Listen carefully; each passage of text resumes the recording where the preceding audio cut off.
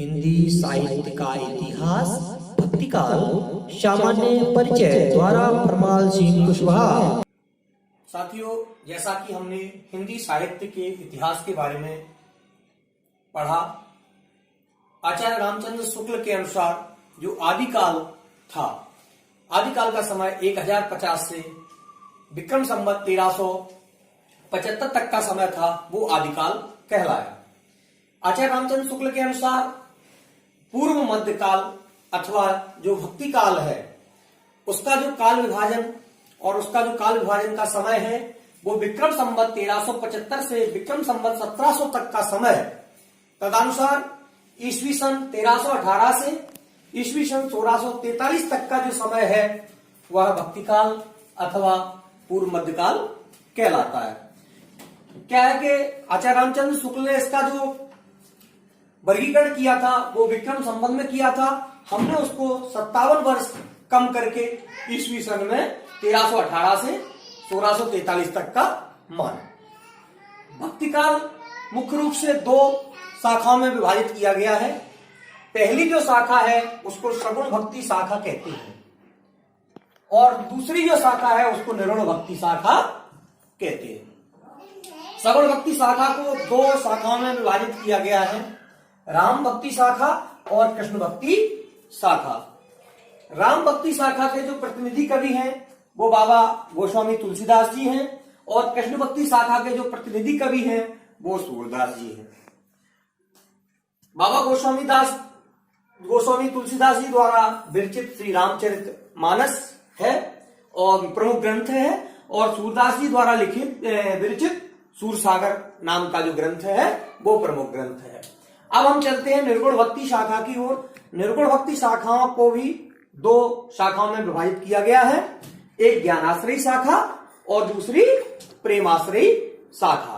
और जो ज्ञानाश्रयी शाखा के प्रतिनिधि कवि हैं वो महात्मा कबीरदास जी हैं और प्रेमाश्रयी शाखा के जो प्रतिनिधि कवि हैं वो मलिक मोहम्मद जायसी जी हैं।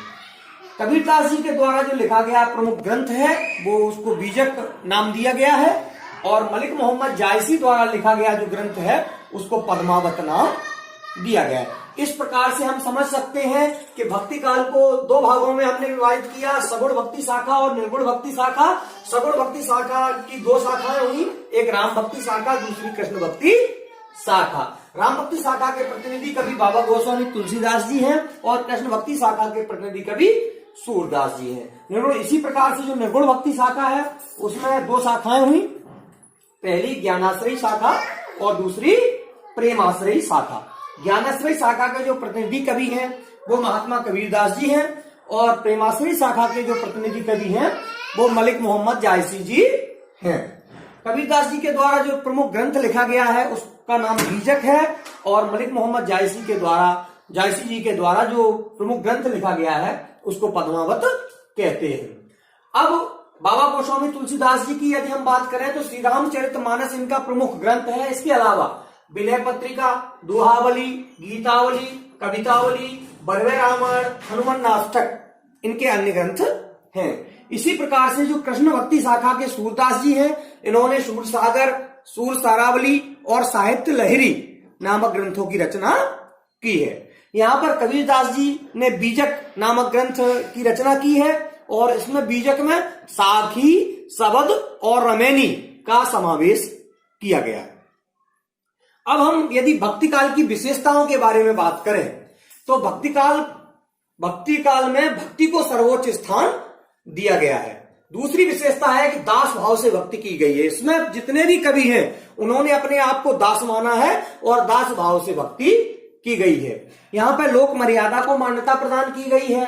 धर्म की रक्षा और लोक कल्याण की भावना संपूर्ण साहित्य में निहित है और सामाजिक मर्यादा की स्थापना भक्ति काल के साहित्य में हुई है। इसीलिए भक्ति काल को साहित्य का स्वर्ण युग कहा गया है।